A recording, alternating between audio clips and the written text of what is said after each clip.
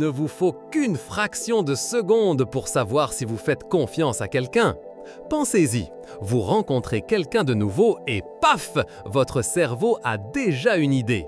Est-ce une personne qui va m'aider ou qui va me causer un problème? C'est une décision très rapide, presque magique, que nous prenons sans nous en rendre compte.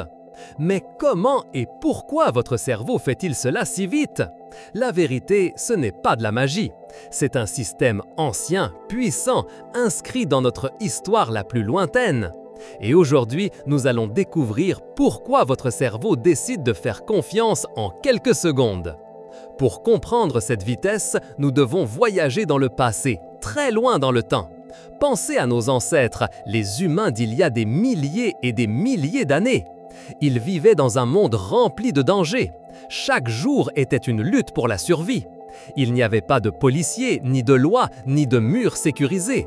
S'ils rencontraient un autre groupe de personnes ou un animal sauvage, ils devaient décider en un instant. Est-ce un ami ou un ennemi? Va-t-il m'aider ou me faire du mal? Il n'y avait pas le temps de trop réfléchir ou de parler pendant des heures. Une mauvaise décision pouvait signifier la vie ou la mort. Imaginez que vous êtes dans une forêt sombre. Vous entendez un bruit. Votre cerveau ne demande pas ce qui va se passer, ni quelles sont les options. Il crie simplement « danger » ou « sûr », paf! Ils avaient besoin d'un système d'alerte rapide, un qui fonctionnait avant même qu'ils puissent dire « bonjour ». Ce système est le même que nous utilisons aujourd'hui. Votre cerveau est toujours ce gardien antique, toujours en train de scanner le monde pour vous garder en sécurité. Donc, la première clé de la confiance instantanée est la suivante. C'est un mécanisme de survie. C'est l'écho de ces temps sauvages qui vit encore en vous. Votre cerveau continue de se demander la même chose qu'il y a des milliers d'années. Je fais confiance ou je cours? Mais que recherche votre cerveau pendant ces quelques secondes? Ce ne sont pas les jolies paroles que dit une personne. Ce sont des signaux beaucoup plus subtils que l'autre envoie sans s'en rendre compte. C'est comme lire un livre sans mots où le corps dit tout. Votre cerveau est un détective expert de ces indices silencieux. D'abord, le visage, l'expression des yeux, de la bouche, un regard direct et amical, un léger sourire, tout cela sont des signaux que la personne pourrait être digne de confiance. Mais si les yeux sont fuyants, si un froncement de sourcils ou une bouche tendue sont présents, votre cerveau le capte instantanément. Il envoie un signal d'alerte. C'est comme si une partie de votre cerveau avait un dictionnaire secret de visage. Ensuite, la posture du corps. Une personne avec les épaules détendues, ouvertes, avec les paumes des mains visibles, semble plus inoffensive. Mais si les épaules sont rentrées, les bras croisés, le corps tendu, c'est un signal que quelque chose ne va pas. Cela pourrait signifier la peur, la colère ou que la personne cache quelque chose. Et pas seulement ce que vous voyez.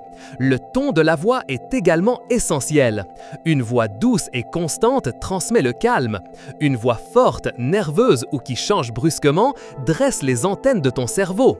Tous ces signaux sont traités par ton cerveau sans que tu t'en rendes compte. Il les additionne toutes en 1 milliseconde. C'est comme un programme informatique ultra rapide. Il recueille toutes les données et te donne une réponse, oui ou non. Alors, la deuxième clé, ton cerveau est un expert en langage corporel. Il lit le visage, les yeux, le corps et la voix avant même que l'autre personne ne prononce son nom. Maintenant, quelle partie de ton cerveau est celle qui fait ce jugement si rapide? Il y a une zone spéciale, très ancienne, cachée au centre de ta tête. On pourrait l'appeler le gardien de l'alarme ou le détecteur de menaces. Son nom n'est pas aussi important que ce qu'elle fait. Cette zone est comme un feu de signalisation interne. Si elle voit quelque chose qui lui semble une menace, elle met le feu au rouge. Elle envoie un signal de danger à tout ton corps.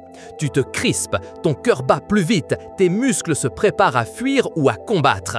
Cela arrive avant même que tu puisses penser pourquoi tu te sens ainsi.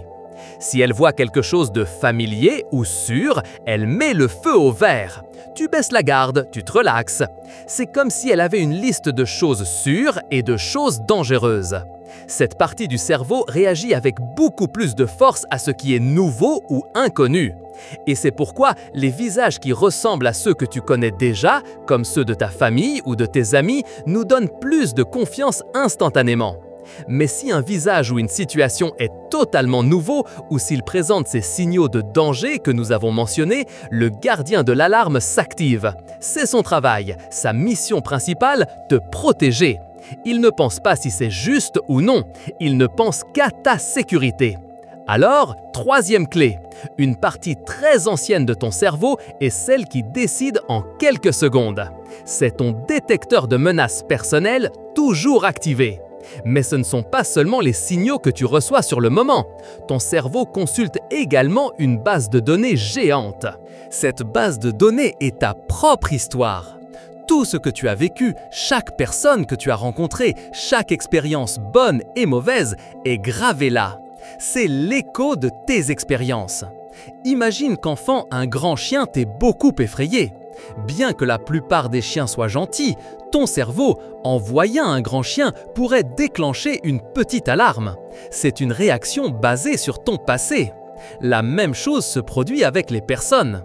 Si quelqu'un t'a déjà trompé, ton cerveau devient plus prudent avec les personnes qui lui ressemblent. Ou si quelqu'un t'a aidé sans rien demander en retour, ton cerveau te fera faire confiance plus rapidement à ceux qui ont des gestes similaires. C'est comme si ton cerveau avait un livre de règles personnelles, un livre qui s'écrit avec tes propres expériences. Lorsque tu rencontres quelqu'un de nouveau, ton cerveau compare cette personne au personnage de ton livre. Ce visage me rappelle-t-il quelqu'un de bienveillant? Ce geste me fait-il penser à un problème du passé? S'il trouve des similitudes avec de bonnes expériences, il te pousse à faire confiance. S'il trouve des similitudes avec de mauvaises expériences, il te dit « attention ». C'est pourquoi deux personnes peuvent voir la même personne et ressentir des choses différentes. Chaque cerveau a son propre livre de règles.